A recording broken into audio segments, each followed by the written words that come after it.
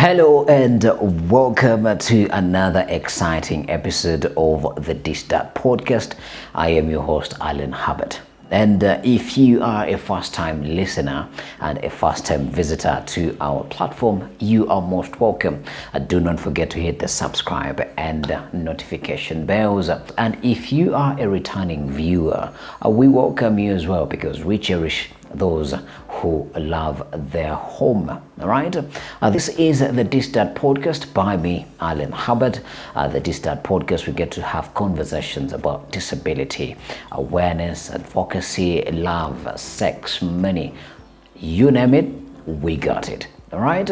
And this season, we were delighted to be live at the Inclusive Africa Conference 2023, and this is episode number 3. Now, this particular episode is very dear to my heart because I got to speak to somebody that we have a bit of history together in the journey of disability, particularly looking for employment as a person with a disability.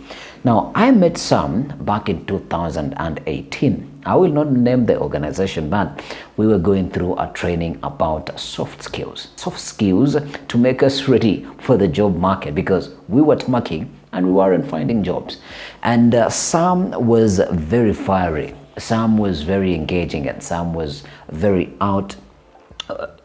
forward looking. And I was so happy for Sam when I got to speak to him on this particular episode, and he was talking to me about the work that he is doing. I met him looking for employment. Now he is working to make sure that other persons with disabilities are getting employment. Isn't that something? And this is a story that you definitely need to listen to. Now, in this episode, Sam Muiti speaks to me about his work that he's doing with Riziki Source, an organization that is making sure that persons with disabilities have access to employment. Without further ado, listen to this conversation with Sam Muiti. Enjoy. You see, when you look at people in their prime, I would say, you think they had things figured out, or they have things figured out, but it takes some time to figure things out. Or do we even ever figure things out? So in 2018, we were in a training about finding opportunities for employment. Yeah, that is about 5 years ago. This is when I first met this gentleman. He's going to be telling us 5 years down the line, how have things been happening? Did he finally find a job? And also, we're going to be talking about an innovation that he is leading that is all about making sure that persons with disabilities are getting employment in Kenya, but also not only in Kenya, but on the East African frontier. But as well, we're going to be weighing in on his views of the Inclusive Africa Conference because he has been here for the past 3 days. So, without further ado, Mr. Muiti, kindly introduce yourself and tell us who you are with this morning. Thank you so much, Mr. Alan. Yes. You said clearly 5 years ago, we are struggling in the city, trying to... let me cut you short. I wouldn't say we were struggling.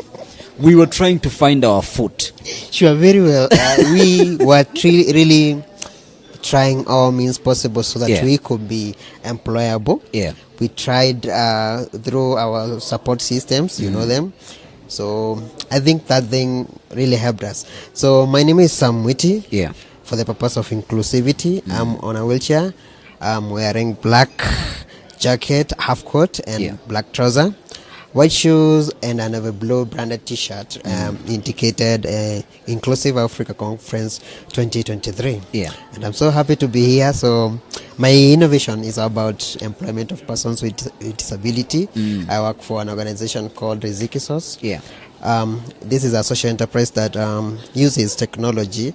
To be precise, we have a mobile application whereby persons with disabilities get to register in there, attach their CV, then we keep their details. We use those details to vouch for opportunities through partnership with different employers. So we have been in operation since 2015, Yeah. and we pride ourselves in trying to bridge the gap between employment and persons with disabilities. Yeah. Yeah. Thank you very much for that elaborate introduction. Allow me take you back 5 years ago, and also in contrast with the work that you do right now. In the journey that we were looking for a footing, how was it for on your end? Because every person interacts with this journey differently. For yourself, paint a picture for us. How was it, and how did you finally sort of get delivered and landed your job? Well, personally, I can regard myself among the lucky people in the disability sector to get employment right after graduation. So this is how it happened. Immediately after graduation, I got an invitation to attend a soft skills training by an organization called Site Savers. We attended the training for about 3 weeks. So immediately after the training, the same organization tried to link us with opportunities. So somebody by the name Sarah Wangombe sent me a poster that she had seen on Facebook. They required, the organization required 2 intern brand ambassadors. So I said intern. So I tried my luck. I gave it a shot. I was invited for the interview. So the interview was not as easy, but courtesy of Sarah and the Site Savers Inclusive Futures project, I was prepared. They prepared me in advance, and I was so comfortable to present myself to the interviewing panel. I did it well. I can say I did it well because I secured the opportunity as an intern. So after the internship that took place for about 6 months, paid intern. So my employer was impressed by my work. So I was confirmed as the communications officer. So that is from an intern to the overall head of communications in that organization. So for me, I must say, through preparation, through mentorship, and maybe collaborations, that's why maybe my doors opened at a very young age. By the way, I got the job at 24. So yeah, that's how I am here. Pretty amazing. I honestly don't know what I was doing at 24 with my life. Maybe schooling or traveling all over the world. No, I could not afford it then. But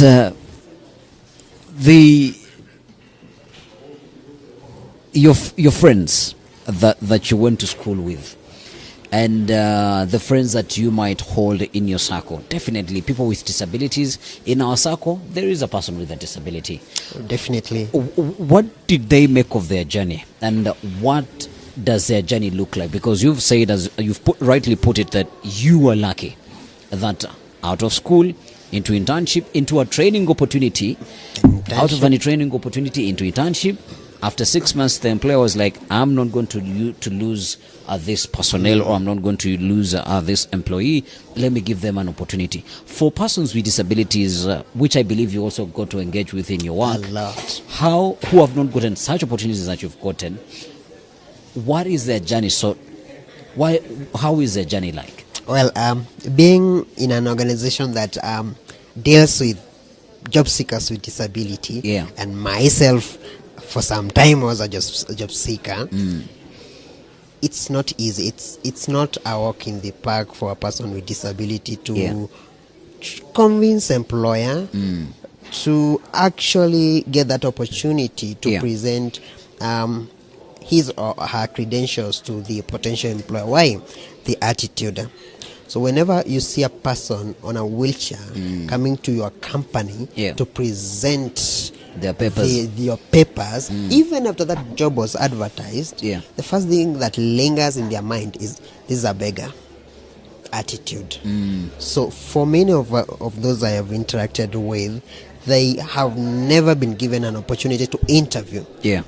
that doesn't mean this person is not qualified. These people have excellent skills. Yeah. These people are loyal to the employers. Let me tell you the reason why I can say persons with disability are loyal. Yeah. Let's look at this example. A person with vision impairment. Yeah. You employ him right now. This person requires a guide Yeah. to bring him to the office. Yeah. He has his software JAWS on his laptop. Yeah. So when others maybe want to go to for lunch, this person is busy working, because first thing first, if you want to go loiter around, you need a guide. Yeah. You don't want to be a burden to the society. So most of the time you'll be dedicated to your work. Again, these people are loyal because the struggles, the hustle and bustle they Of even face, getting that job. When precisely. they get it, they're not going to play around They with it. will stick to that job and play well with. They will do it with diligence, and definitely these people will deliver well. So I must say, job seeking as a person with disability, it's quite hectic. Yeah.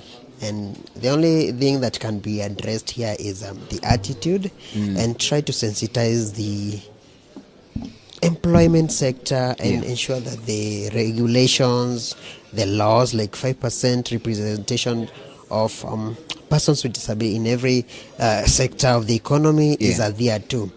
With that, we shall have a more equitable society whereby persons with disabilities thrive in the work economy. Yeah, absolutely. And I want to dwell this whole conversation on what you've been saying. You got a training opportunity. Not many persons with disabilities get these training opportunities. From the point of Riziki Source, how, or from even your point of view, how can we make sure that these training opportunities are available for persons with disabilities? And also the name that you mentioned, Sarah Wangombe.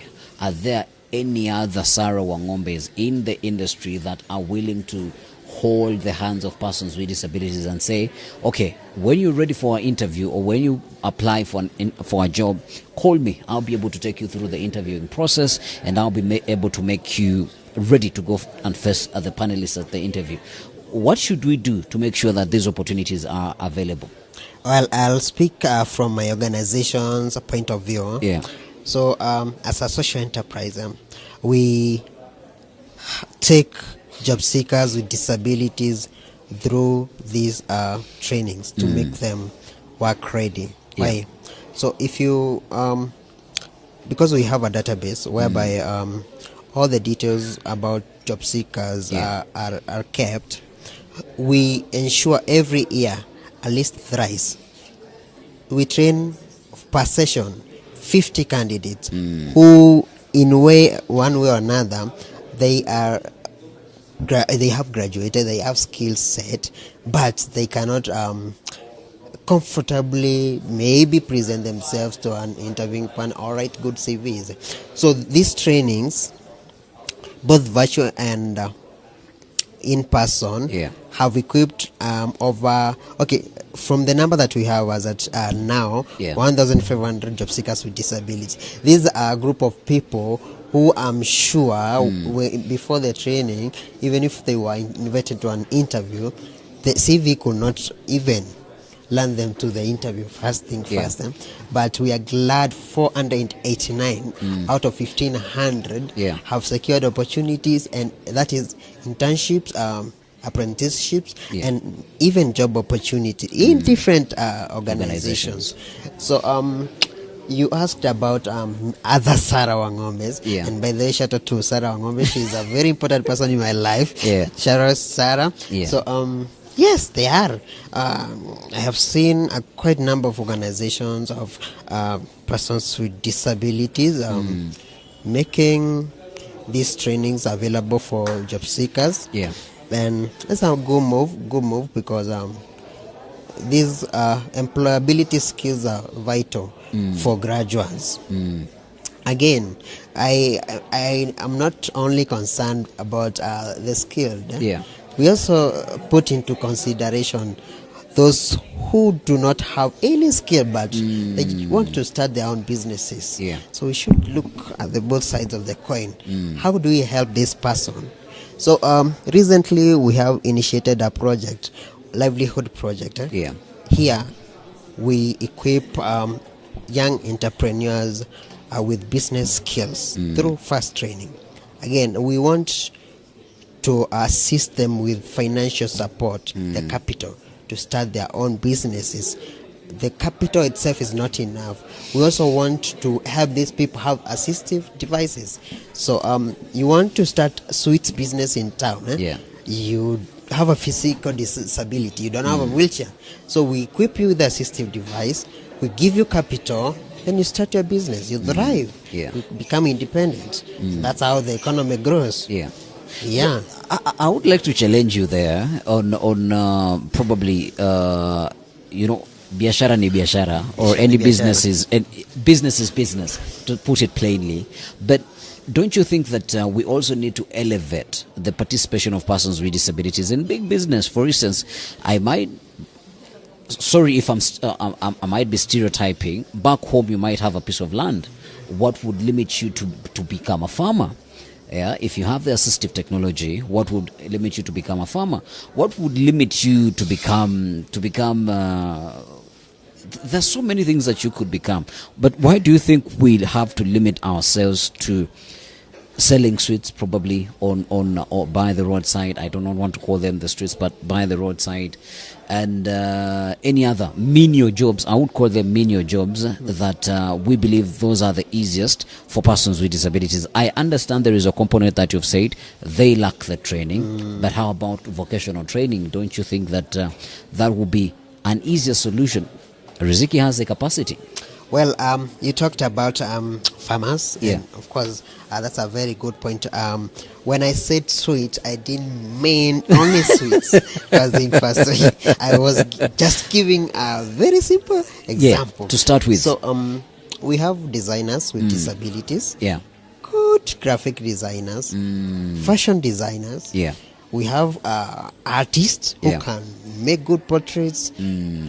Do all sorts of job that many people may without disability might find it hard to do. Yeah. So the livelihood project will also encompass all those components in the that these people want to thrive in the economy, and we shall ensure that all these people, as long as they are registered on our platform, each person will thrive. So our vision is to ensure our world that persons with disabilities thrive in the work economy. So it does not mean it's only skills, but also those who want to venture into this murky water of entrepreneurship. Yes, that's precisely what Riziki Source is trying to do, to bridge that gap. Amazing work there. We'll come back a little bit to Riziki Source, because you have to take us through how the application works, how they are applying, how to become a member, and all of that. But 3 days you have been at the conference so far. What do you make of the conference? Well, this is a Inclusive Africa conference. It's one of its kind. I must say this is not my first time to attend this conference. And before the date for this one was scheduled, I was actually counting down in my mind. I was really waiting for this opportunity, first thing to network, to meet all innovators from all walks of life, from different countries, with amazing innovations. Yesterday we had a chance to showcase our innovations in the Innovators Village.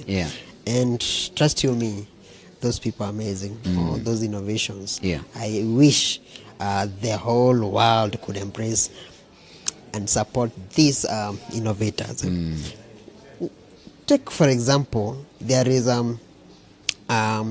one innovator who is doing prosthetics for amputees. It's such a kind of innovation that enables this person to be independent, with or without your arms, limbs. I think that one stood out. Stood out for you? Yeah, a lot. among other innovators. They're doing amazing. Well, another thing, the discussions, eye-opening discussions that are happening from excellent leaders, from influential leaders in the disability space across Africa. Yeah. That's a very humbling moment, and can't wait for the next conference, which will be happening next year. Yeah. And now today being the last day, we are waiting for the dinner and probably see if you'll get your dancing shoes on. Yes, of course. There is a lot of entertainment. Last time we really danced on stage. Could see people with or without disabilities. Yeah. Like, it was amazing last year. Yeah. So can't wait for that moment. And then you talked about the Innovations Hub or the Innovation Village. Take us through the Riziki Source. You've told us about it's a platform where persons with disabilities come on and apply and put up their CVs to get employment opportunities. But I would say put it in plain language, in the simplest language, so that who is listening right now and who is watching right now, they can really get a grasp of what Riziki Source is all about. So Riziki Source, as an organization, bridges the gap between employers and persons with disability. It's an organization. Yeah. We have a product, Riziki Source app. This app, it's not the only platform where you can access opportunity through our organization. Yeah. We have options to register with us. The first mode of registration is that app. Yeah. I'll come back to it. Another thing, another product, same for registration, is our website. www.rizikisource.org. And the next, it's our SMS, USSD code. Yeah. Why USSD code? You know, in the rural setup, you might not have internet connection. You might not have a smartphone. Yeah. But of course, you need job. You need internship. You need livelihood support. So the SMS mode, it was made in such a manner that regardless of where you are, regardless of the device you are using, you can feed in your details. You send the word Riziki to the number 0796 430 430. You answer 8 questions. Yeah. Just to feed details about your professional details. Yes, that's the SMS mode. For the next one, it's website. Website and app, they are closely related, but for the app, and there is work in progress because we do not have an Apple version. It's only an Android version of it. So literally, if I was looking for a job, I would be locked out. You won't be locked out because we have the website. SMS and okay. So we ensured everyone is taken care of. But for the mobile application, now that we are online or digital platform, there's work in progress to ensure that we have our applications on Apple Store. Yes. So once you feed your details using all those modes of registrations I've mentioned, the details are captured on our database. This database is actually an encrypted system whereby it's run by one person. Why? We don't want people's information being exposed to anybody because of those people who take advantage. Sometimes back, a job seeker called us and said he has been asked to pay 5,000 shillings in order to get a job from XYZ company, which was not true. So if we expose the cartels, let me call them cartel, fraudulent people will take advantage of job seekers with disability. Remember, these people are vulnerable. They do not even have that cash. We are trying to uplift them so that they can at least raise the money to sustain themselves and their families. So once the details are captured, so by the way, I didn't mention the interventions we do with the employers. So we don't just deal with persons with disabilities. our methodology that we use, it's a unique one called twin track method, whereby the first track, it's persons with disabilities. We develop their skills, make them job ready, and also to mentor them. The second track is employers. First thing first, the most important thing that we give to employers, and by the way, they don't give us a favor, we favor them because we give them skilled, diverse workforce with disabilities. Most of them approach us and tell us, you say we don't employ you. Where are these people? We tell them we have a platform with over 1,500 persons with disabilities. We give them CVs. These people are skilled.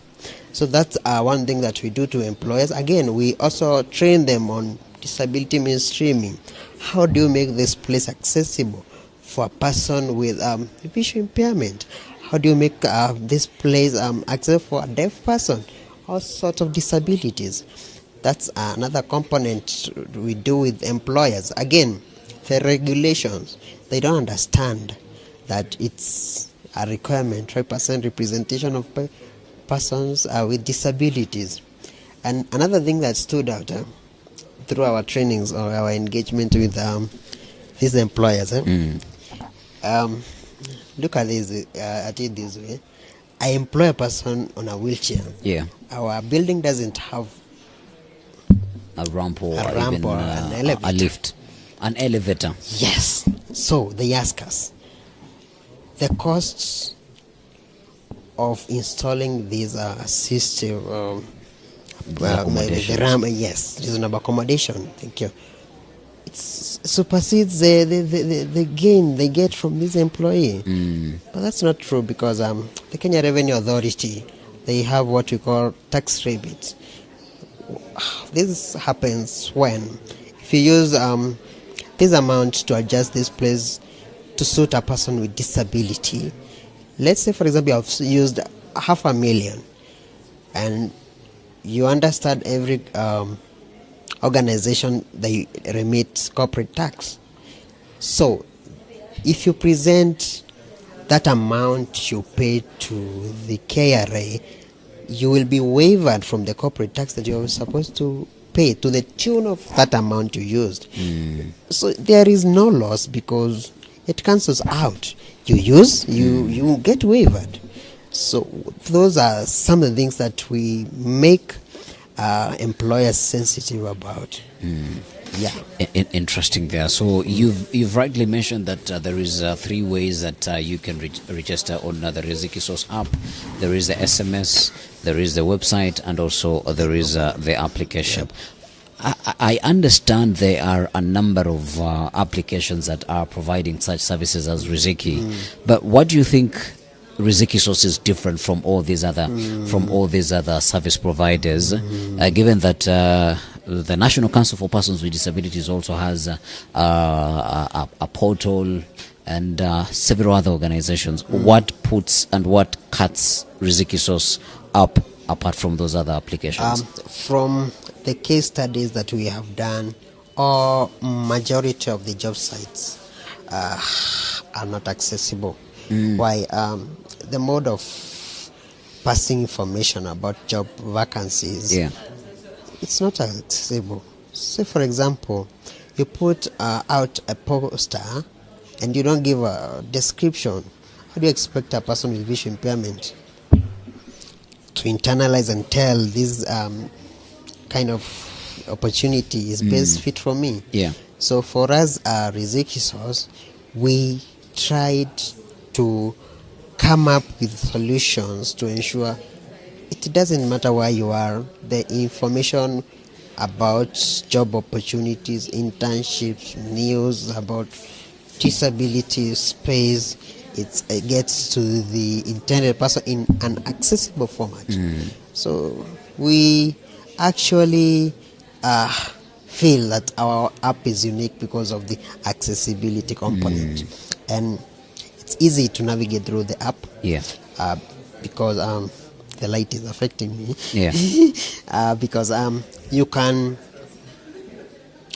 it has features to enlarge text just in case you have low vision, among other things that helps job seekers with disability to navigate through the app with ease. Yeah. Yeah.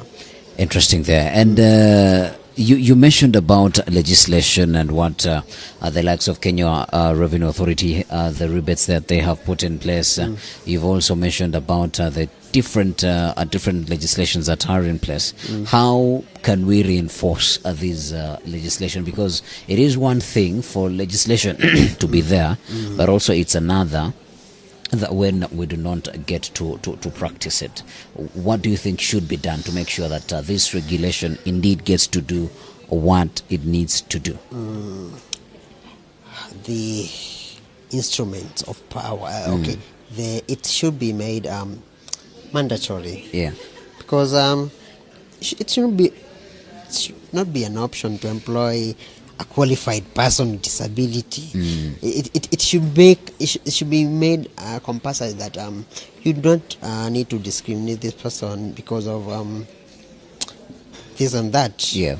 And there are rules are there, 5% representation of persons with disabilities. You'll find an organization is there, even government agency. Yeah. No ramp, no sign language interpreter. Yeah. Even serving clients with disabilities. It's a challenge. It's a challenge for them. Now it should be made compulsory. First thing, ensure that places, the government, the offices, everywhere it's accessible. Second thing, ensure that there is equitable employment. The HR policies in organizations. Why, if you have 100 employees without disability, at least have 5% of the total workforce. Yeah. So implementation should be made compulsory in order to achieve the sustainable development goals. Yeah. Yeah. And as we're winding up, what would be your clarion call to persons with disabilities? Well, I should look at this camera. Persons with disabilities, I know it's a group of people who have diverse talents. These people are talented in a manner that they do their jobs, their work, they're given with passion. But the problem comes when they don't get opportunities. So you have gone to school, joined university, graduated, but because of this impairment, you cannot access opportunities. Quite unfortunate. So my message to stakeholders first, before even I get to the... I wanted you to start with persons with disabilities so that we will go to there. All right. Yeah. So my message to persons with disability, whenever you get an opportunity, any opportunity, seize the moment. Once you get there, do it to your level best. Impress. Let your case be a motivation to anybody who would like to employ a person with disability. If you do good, so a lot more people with disabilities will benefit from your good work. So that would be my clarion call to persons with disabilities. Be the perfect role model so that the employer can be able to see that. Set the pace so that you can motivate anybody out there to use that opportunity to employ persons with disabilities. All right. And now second to employers. Well, employers, these are very important people in the economy. Yeah. Because, yes, they are very important because they give us that opportunity to exploit our potentials. But the message is just learn about this different type of disabilities. Yeah. Just put yourself in their shoe because it's commonly known disability is a club that anybody can join. Imagine being an HR, you go there, God forbid, get knocked, you use a wheelchair, and you did not employ a person with disability because he had the same disability you have.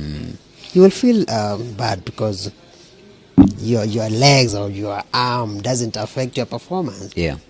So give these people opportunities, mentor them. If there is some issue here and there, which is also common, it's a challenge, address it in an amicable way so that you can motivate this person to thrive in his or her career. Yeah. And to not necessarily a person with a disability, and also not necessarily an employer, to anybody who is watching and the general public, what do you tell them? So my message to everybody watching, persons with disabilities, these people, this group of people are unique, as I said earlier. So if you respect them, give them the opportunity, provide a safe space that regardless of the impairment that the person is having, provide an environment where you will realize that despite all those challenges, we call it reasonable accommodation. If you give this person reasonable accommodation, trust you me, they will deliver, they will thrive, they will perform, and everything will be as all right. All right. Thank you very much, Sam. I hope I have not left out anything. That was quite comprehensive, and we have touched a lot on employment, which is my area of interest. Yeah. All right. Thank you very much for making time, and I hope I will see you at dinner. Thank you for having me. Let's wait for that time. We can't wait as well. All right.